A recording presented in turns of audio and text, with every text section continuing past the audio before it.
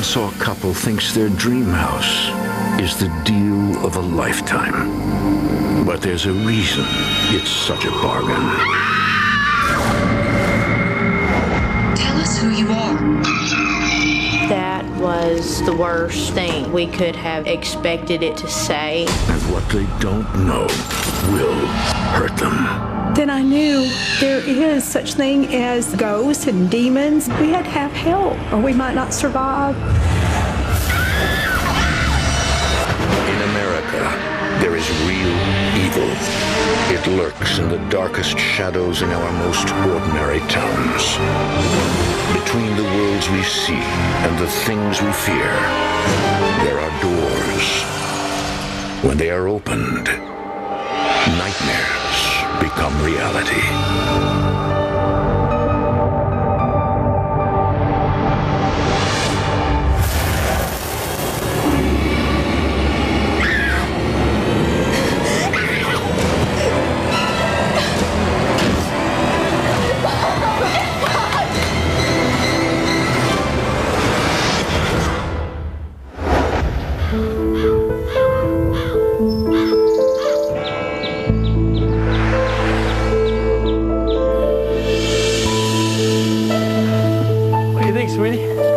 In the summer of 2001, Terry and Blake Van Landingham find the perfect house for their large family in their hometown of Wynne, Arkansas. I can't believe we did this. Terry is relieved to find such a nice home in their price range and in a good neighborhood. It was just so big and it was old and it was right in the heart of Wynne. Well, we jumped on it. It was a great buy. My husband worked really, really hard. He drove a truck, which kept him away from home a lot. I'm gonna have to take more routes.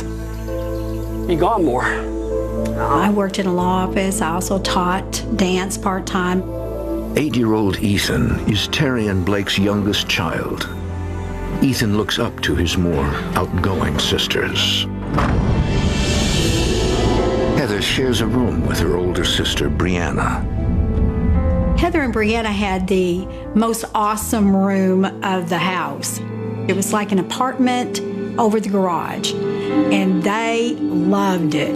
I fell in love with the house because we just had so much room. We could do anything we wanted to and not get in anybody's way. Isn't it wonderful? But Brianna's excitement quickly turns to apprehension. I don't know. It doesn't feel right. Brianna felt like something was watching her. There was just something about the house that she was uneasy about. Sorry. I told her, we'll be all right, it's just a new house. You know, you got to get used to it. 2 weeks after moving in, Terry is doing housework.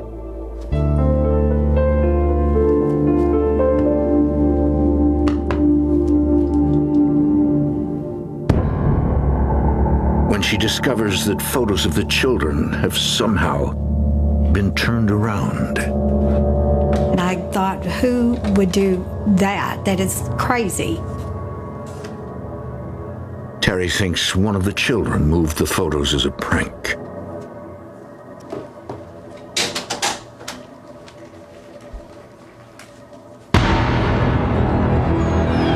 They would be all flat down.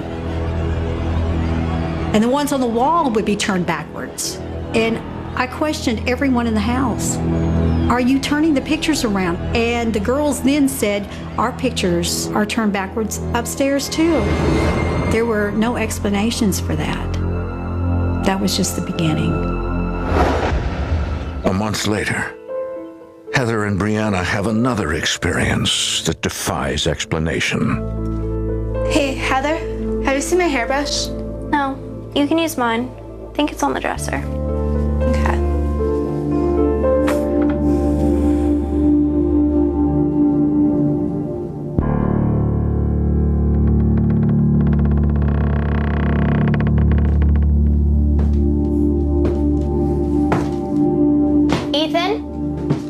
Whenever Ethan can't sleep, Ethan? he comes upstairs to stay with his sisters.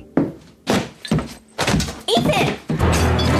We heard this falling down the stairs. We were afraid that it was Ethan. We ran out the door expecting to see Ethan down there. And there was absolutely nothing there.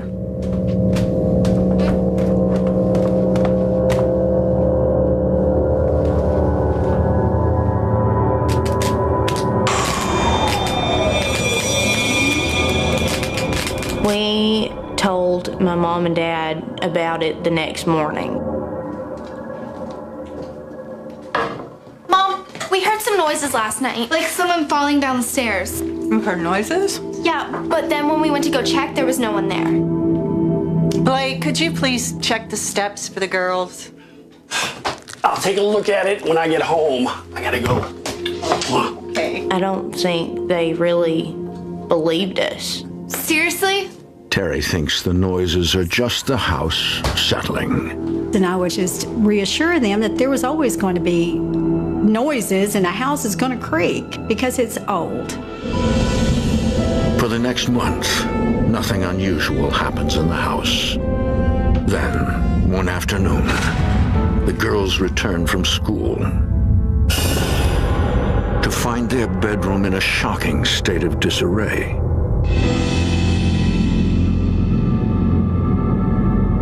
Why would anybody do this? Mom! Who was in our room today? Oh, girls, clean this mess up.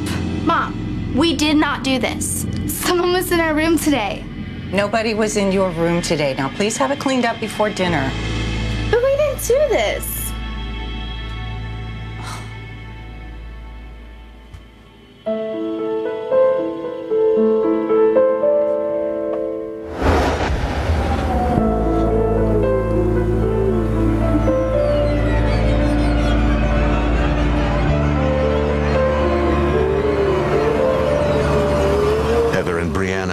Know there is no logical explanation for the wind in the room or the floating trash. The only thing that I could think of was ghosts.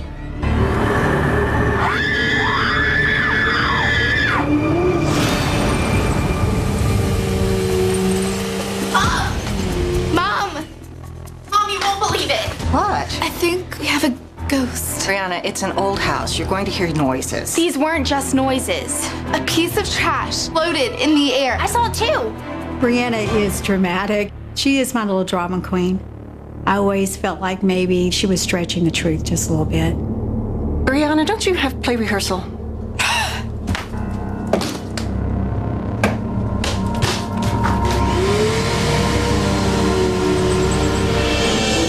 Over the next several months, Heather and Brianna continue to have strange experiences in the house. They have no idea. This is just the beginning of a series of events that will tear their family apart. I had gone upstairs to get dressed for church, and I saw Brianna standing in the bathroom brushing her hair. Hey, Bree. What do you think? The blue one or the green one? And I carried on probably about a 20-minute conversation with her while I was picking out my clothes and getting dressed. Well, I'm gonna go put this on. I'll meet you downstairs. Bye, Heather. I love you. That was really weird to me, because why would she tell me she loved me if she was just gonna see me in a minute? Bye. Love you too.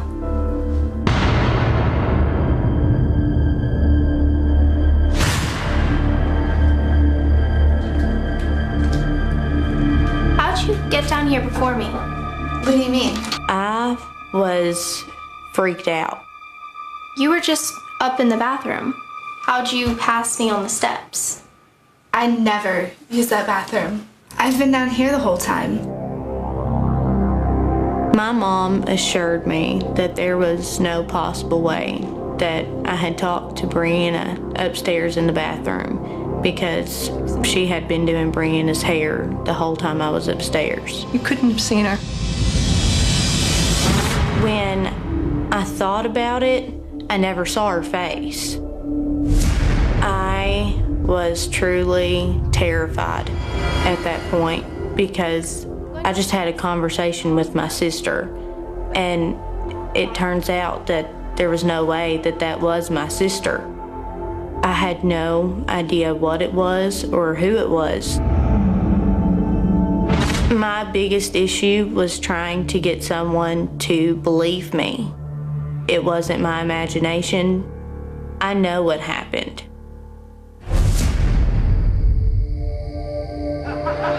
A few nights later, the entire family will become convinced that they are not alone.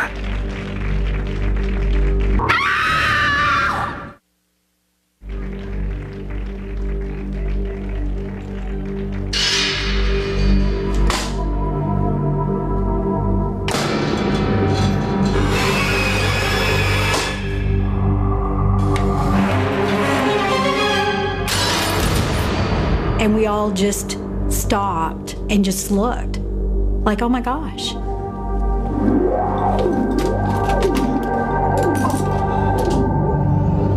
But their strange evening is far from over. It sounded like a body being thrown down the staircase.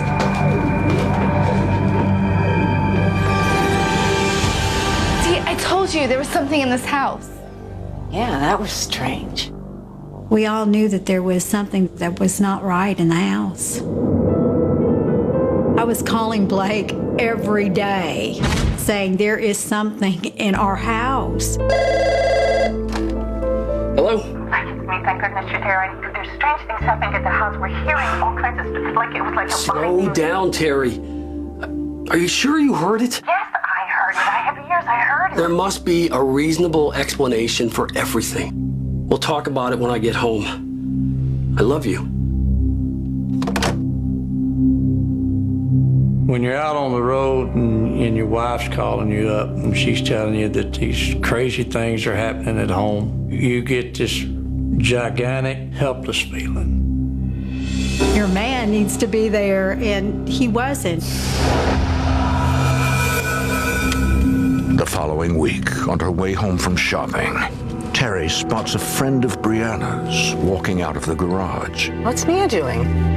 It's strange. And we thought that was odd. There's nothing in the garage other than the vehicles. And I couldn't understand why she did that. We go in, everyone's in the den, they're watching TV.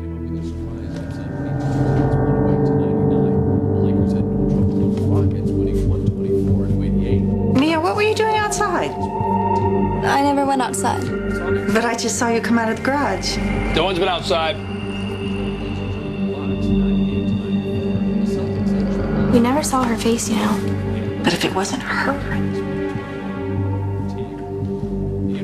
Terry now believes Heather's account of seeing Brianna in the upstairs bathroom, while Brianna was actually downstairs. But Heather never saw her sister's face. Here is another time that someone else has presented itself, and it's not the person that we thought it was. She fears an entity is taking the form of friends and family. For what purpose? Terry has no idea. That is very scary, because then you're like, okay, are you going to go up and start touching people to make sure that that's them? 3 days later, Brianna is getting ready for a dance recital.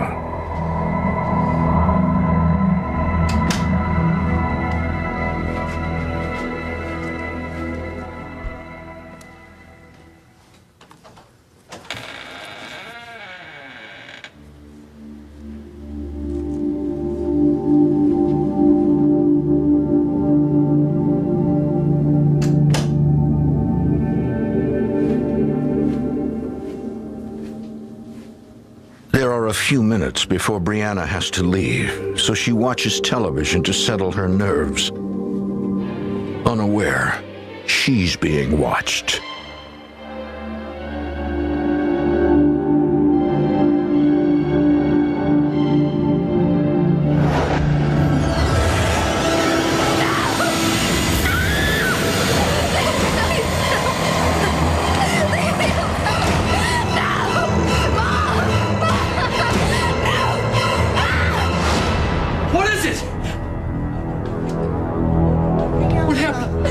scale of 1 to 10, 10 being the worst, I'd put it right up there at a 10. She was white.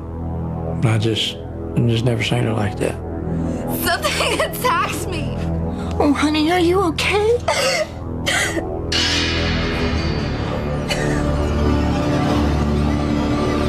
Brianna could never have done this to herself.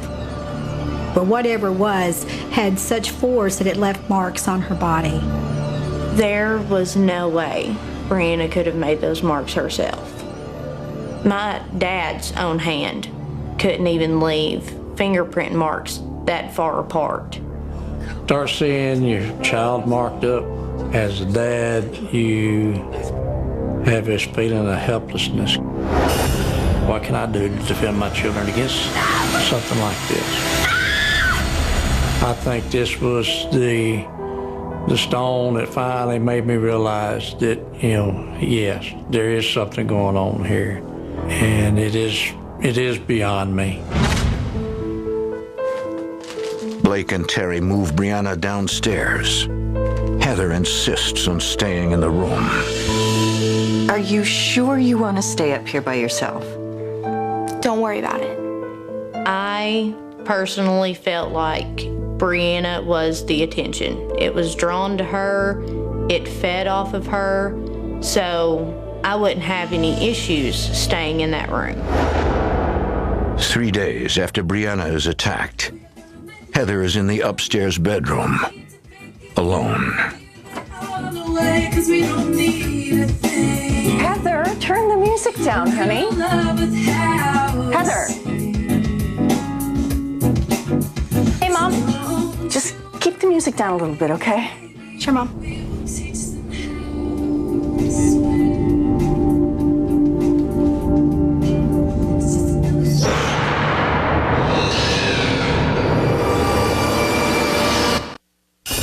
Several days after an entity attacks her sister Brianna in their bedroom, Heather Van Landingham is alone in the room. She believes the paranormal activity in the home is focused on Brianna, not her.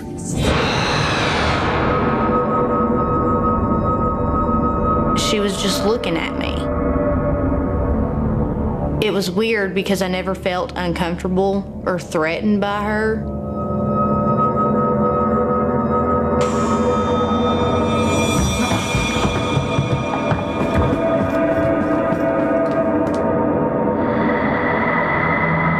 I really feel like she was trying to let someone know that she had either fallen or been pushed down the stairs.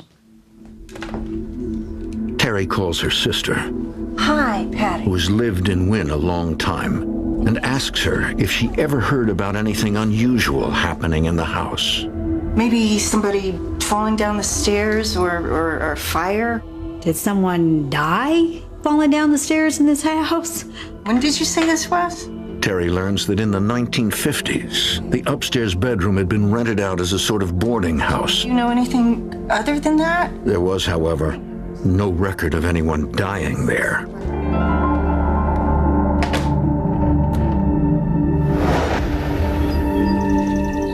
Everything calmed down for a week, but things still went missing. Pictures were still knocked over. Ethan avoids the brunt of the paranormal activity until one afternoon after school, he goes to the upstairs bedroom looking for Heather.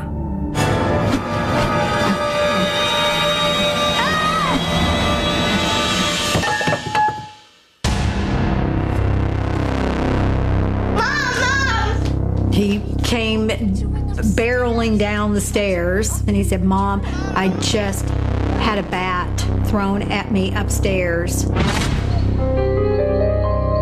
Terry believes Heather should not stay in the upstairs bedroom alone. I never wanted to move out of my room. No matter what, I still loved the space of that room. Anytime I was up there alone, nothing had attacked me or physically touched me. The entire family is frightened of the entity in their home, but moving is not an option. It was a hardship to even consider moving financially. We didn't have anything saved, didn't know how we could just up and just leave. We are going to pray because I think that's the only way that we're going to get rid of it. Let's hold hands. I gathered my family together just before I left going out on the road. And I prayed for God to deliver these things from our home. Asking protection on my family while I was gone.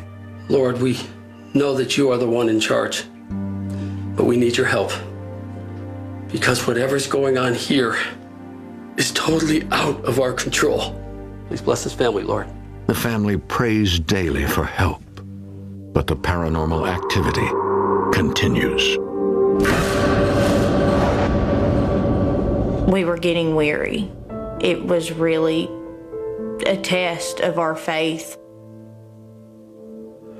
because we had been praying every day for so long for something good, and it never happened.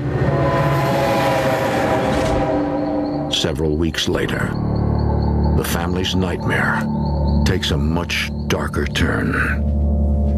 Brianna goes up to the bedroom to retrieve some of her belongings.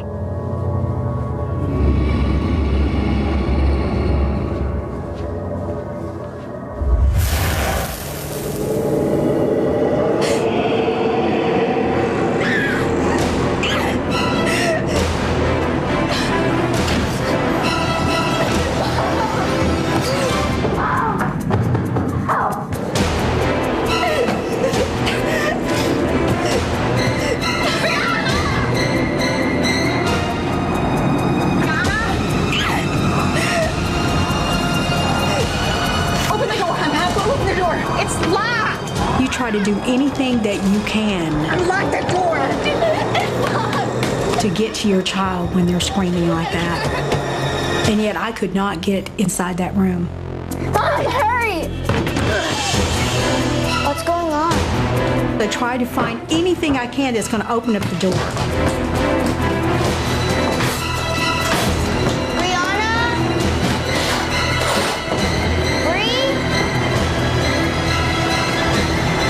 Back up to the door. It was silent. There's nothing coming from the room. Terry has no idea what she'll find behind the bedroom door. Open the door, open the door. Terry Van Landingham struggles to free her daughter from the grip of a violent entity.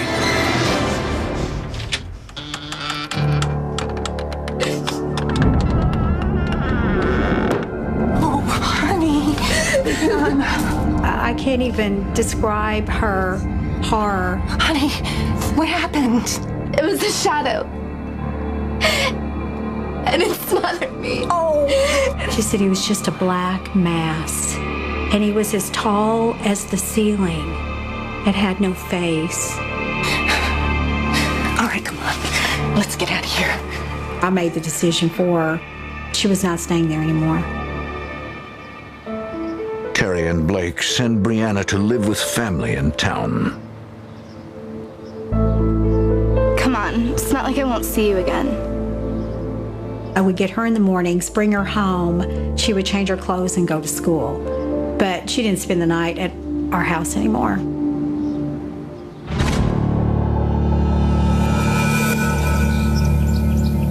Then I knew that there is such thing as ghosts and demons, and we had to have help, or we might not survive. Started researching anything I could get my hands on that had to do with the supernatural. I really didn't know what to look for. Someone had mentioned to me, maybe you have a poltergeist. So I looked up the definition of poltergeist, and it said it plays practical jokes and can burn houses. So I thought, so this really can happen. An internet search leads Terry to the Central Arkansas Society for Paranormal Research, or CASPER. She speaks to the director, Karen Schillings. As a ghost hunter, my quest is to provide people with irrefutable evidence that ghosts do exist. Karen finds the Van Landingham family credible. She decides to bring her entire team in the following week and conduct a full investigation.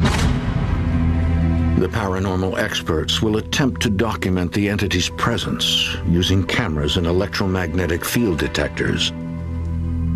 A psychic is also on the team.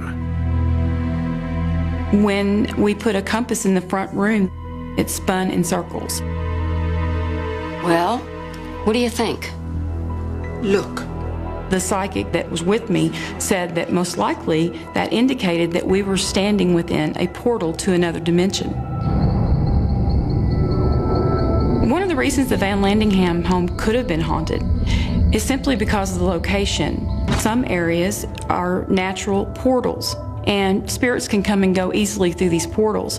Paranormal experts believe naturally occurring electromagnetic fields can create doorways or portals where spirits can enter the physical world. Even spirits who, in life, had no connection to the location. When we heard about a portal, we were horrified, but at the same time, it gave us security knowing that there really are that many spirits in our home and that we weren't just going crazy.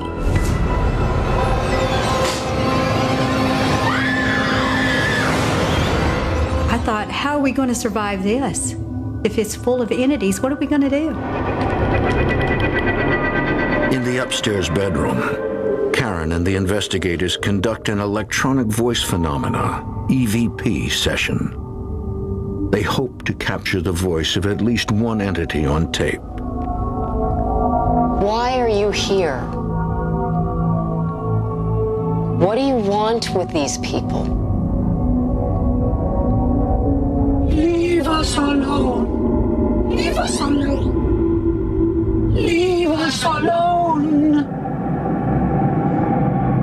I am not leaving.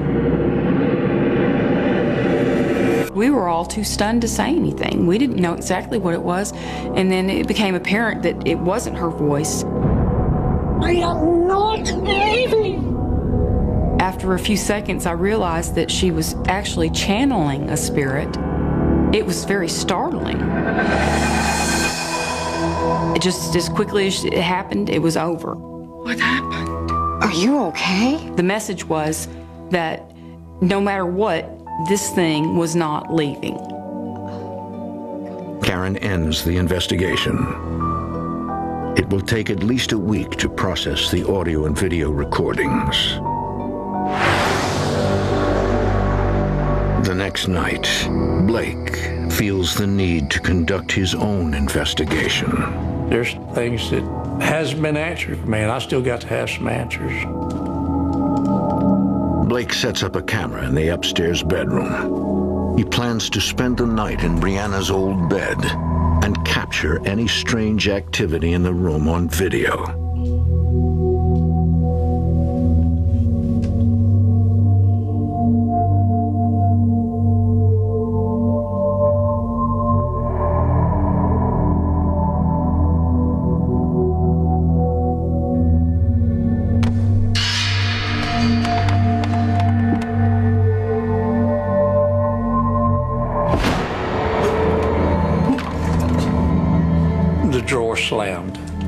Slammed very hard. I got up and went over and checked my camera. Still had plenty of time running on the camera, so I returned to bed.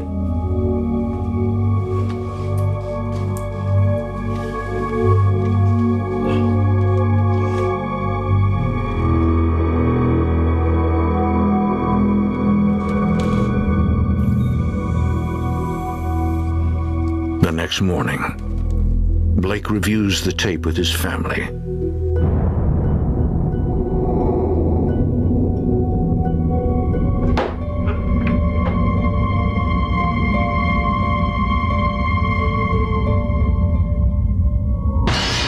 Is it? A face. All of a sudden, there's a partial face with a cat eye. You can see part of the bridge, the nose, a little bit of hair hanging down on the forehead. It looks demonic. There's something else. I couldn't hear it at the time.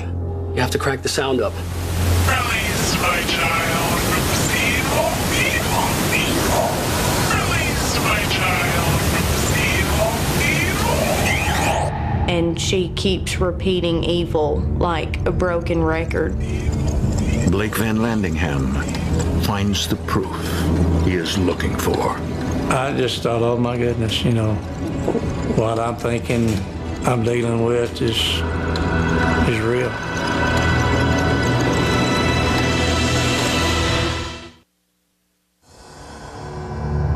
After his family is terrorized by something he cannot see or understand, Blake Van Landingham conducts his own paranormal investigation. There's no doubt I've got something in my house. I've never seen anything like it and hope to never meet anything like it personally. A few days later, paranormal investigator Karen Schillings returns with her findings. I've got something I really need you guys to hear. Her team has amplified the recordings they made in the upstairs bedroom. Using filters, they are able to isolate what sounds like voices. We picked up a lot of interesting EVPs. Here. Leave this house. You can hear someone say, "We hate you. We want you out of here. Get out of our house." Tell us who you are.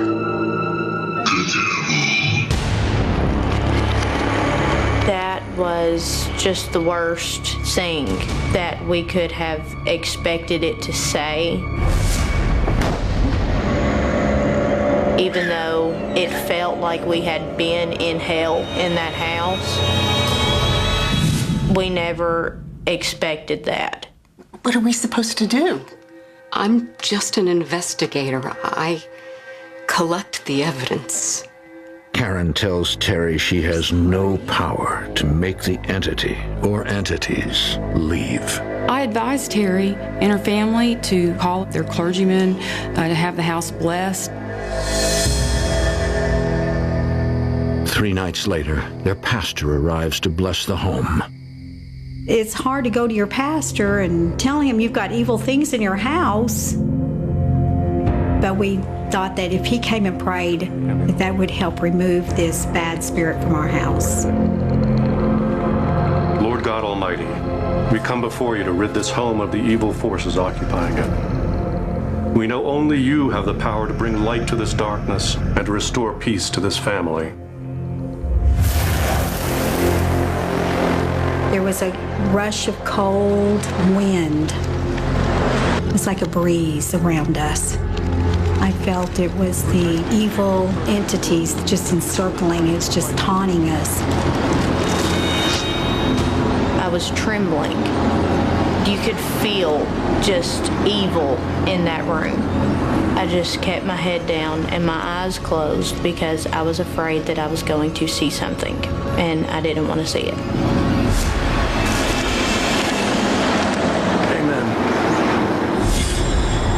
I knew that this prayer was not working. We were saddened by that because we really had hoped that that was going to drive it away.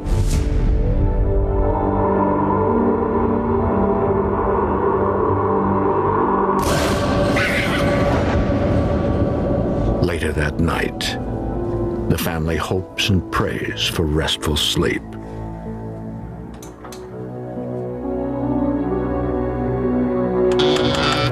I heard something come into my room. Ethan would come into my room on many occasions and sleep with me because he just never felt comfortable in his own room. I felt something crawl over my feet and just ease under the covers like Ethan always did. And I rolled over.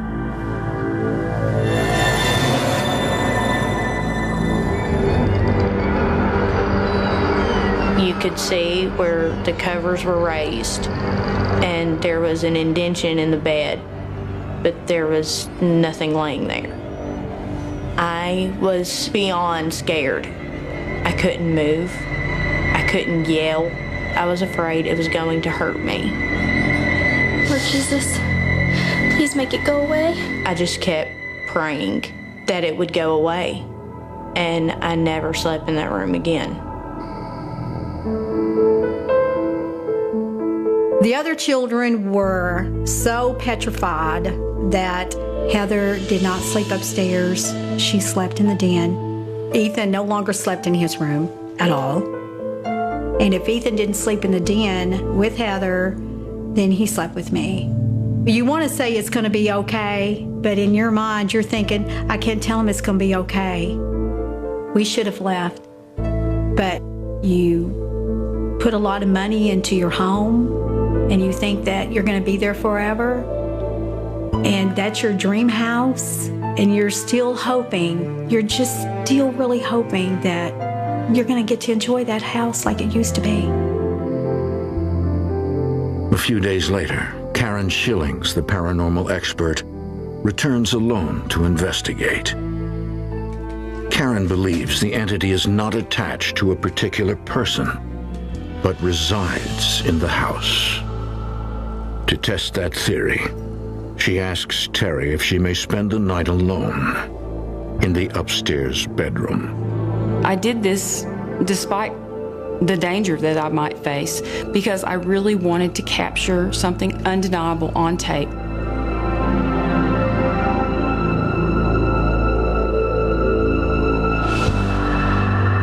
I could feel it before I saw it.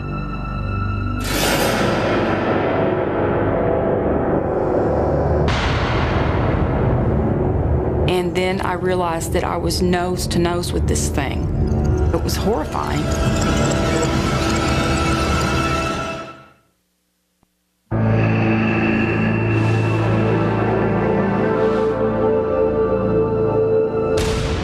Paranormal investigator Karen Schillings comes face to face with a dark entity taunting the Van Landingham family. I realized that where I was staring should have been a face, but it was just a black hole with a swirling mist in it. It felt horrible.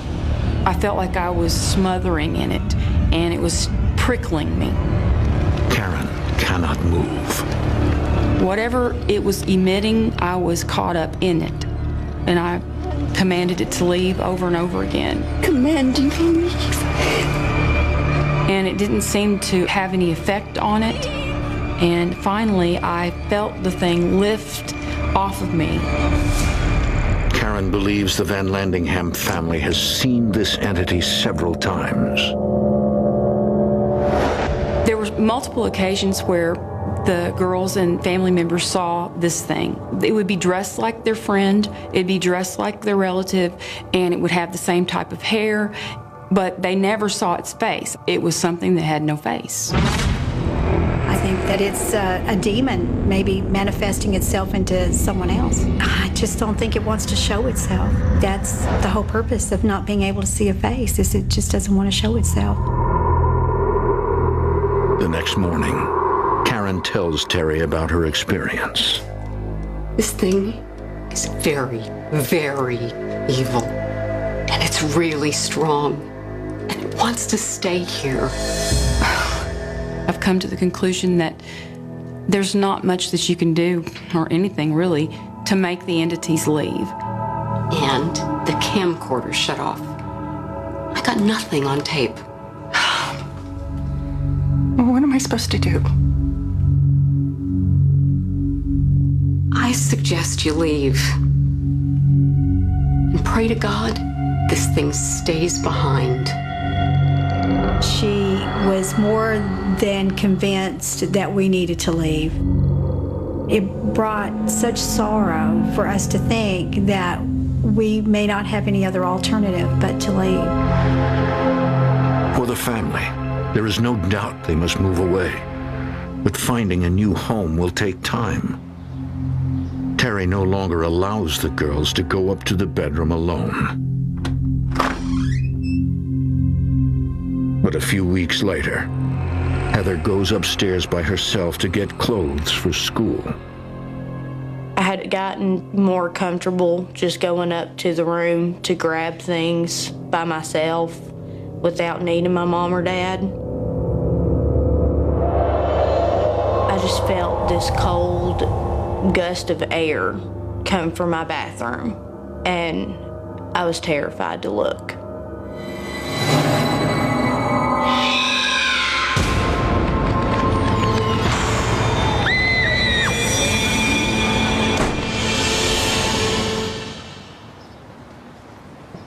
Fearing for their lives, the Van Landinghams finally give up their dream house. This was a house that everybody felt love in. We entertained a lot. And all of our children's friends were welcome. They loved being there, and it came to nothing. Nobody wanted to come anymore. Not even us. They pack up everything in just 3 days and move out. The stress, the fatigue, the trying to keep the family together, it all takes a toll on you.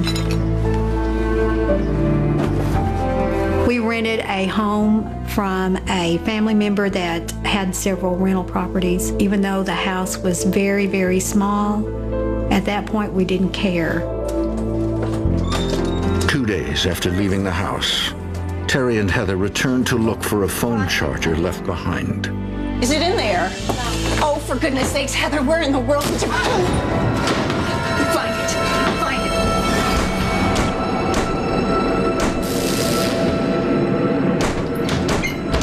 it. And Heather and I looked at each other and we ran out of that house as fast as we could.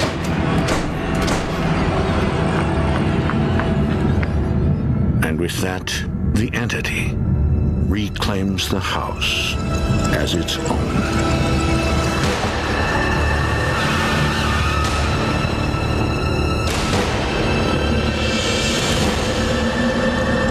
It robbed all of us of the little childhood that we had left.